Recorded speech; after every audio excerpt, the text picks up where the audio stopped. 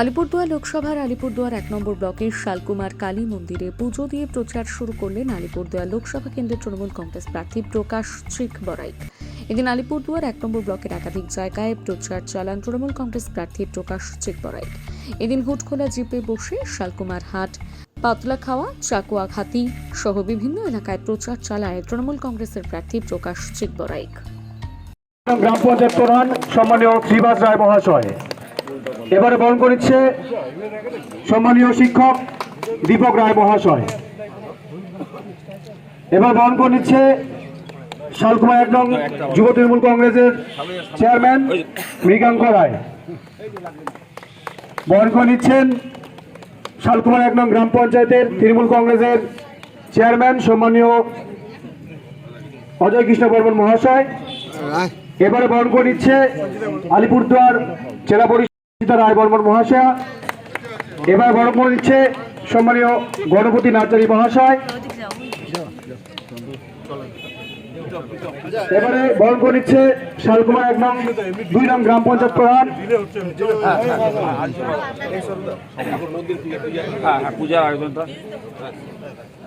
আজকের এই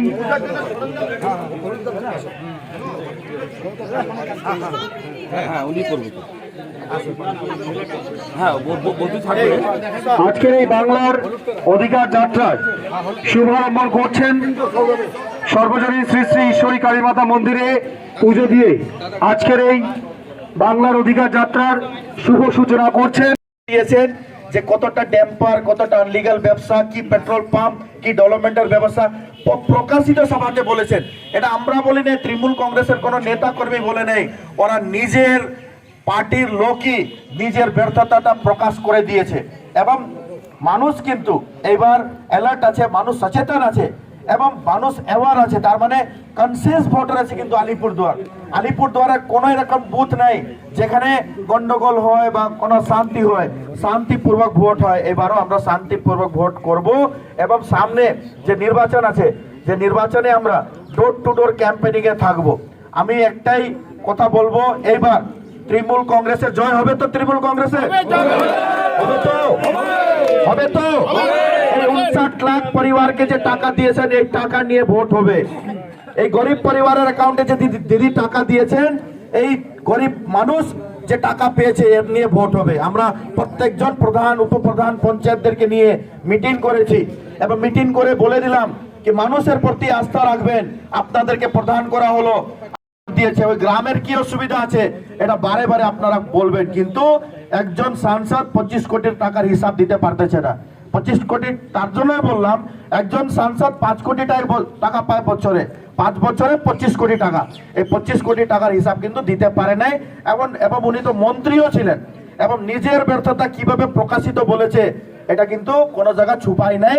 এবার আমরা কনসিয়াস হয় পজিটিভ ওয়ে থেকে 2024 ইলেকশন আমরা জিতবো এবং আলিপুরদুয়ার 1 নম্বর ব্লক যেন আমরা লিড করে এই সূচনা এই মায়ের মন্দির থেকে আমরা দিলাম।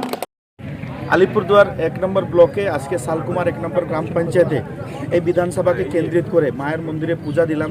এখানে উপস্থিত বিধায়ক, মাননীয় বিধায়ক আলিপুরদুয়ারের ব্লক সভাপতি তুষার ভাই, আমাদের জেলা পরিষদের সহকারী সভাধিপতি মনোরঞ্জন দে সহ পীয়ূষ দা আছে, আমাদের রাজ্যের লিডার এবং এসএডিএ চেয়ারম্যান ডক্টর সৌরভ চক্রবর্তী আছে, সুভাষ দা আছে, শিবেশ দা আছে, দিলীপ দা আছে এবং এইখানের সবাই আমরা এখানে উপস্থিত আছি। আজকে ভোটের প্রচার আমরা মায়ের মন্দিরে পূজা দিয়ে দিলাম। এইবারের ভোট 59 লাখ গরিব পরিবারকে যে দিদি টাকা দিয়েছেন তার ভোট হবে। এবারের ভোট এই বাজেটে 11 লাখ পরিবারকে যে টাকা বাংলা আবাস যোজনাতে দিবেন তার জন্য ভোট হবে। এইবারের ভোট 3 কোটি মা বোন দিদিদের অ্যাকাউন্টে লক্ষ্মী ভান্ডারের টাকা, যে টাকা এই এপ্রিল মাস থেকে 1000 টাকা করে দিলেন জেনারেল কাস্টকে এবং এসটি এসসিদের 1200 টাকা করে দিলেন, তার জন্য ভোট হবে। এবারের ভোট ডেভেলপমেন্টের নামে ভোট হবে। যেভাবে রাস্তা ঘাট, পেয়জলের ব্যবস্থা রাজ্যের মাননীয় মুখ্যমন্ত্রী প্রত্যেকজন জনসাধারণ মেহনতি খেটে খাওয়া মানুষের জন্য করে দিয়েছেন, এর জন্য ভোট হবে। এই ডেমোক্রেসির, এই গণতান্ত্রিক দেশের গণদেবতা হলো ভোটার্সরা এবং ভোটার্সরা 5 বছর যাকে জনপ্রতিনিধি করে ওদের 5 বছর অবধি পাবলিককে পরিষেবা করতে হয়। কিন্তু 5 বছর আগে যাকে নির্বাচিত জনপ্রতিনিধি এই আলিপুরদুয়ার জেলা বা আলিপুরদুয়ার লোকসভা কেন্দ্র থেকে করা হচ্ছিল, ওরা একটা চাপা কলও বসাইতে পারে নাই, না করে নাই, ওদের নেগেটিভ সেন্স ছিল। এবং প্রকাশিত সভাতে, প্রকাশিত প্রেসে ওরা বলেছে আমরা সবাই ইউনাইটেড হয়ে ডোর টু ডোর ক্যাম্পেনিংয়ে যাব। মানুষের আস্থা আকাঙ্ক্ষা আমাদের আছে এবং মানুষ তৃণমূল কংগ্রেসের সাথে আছে, পাশে আছে,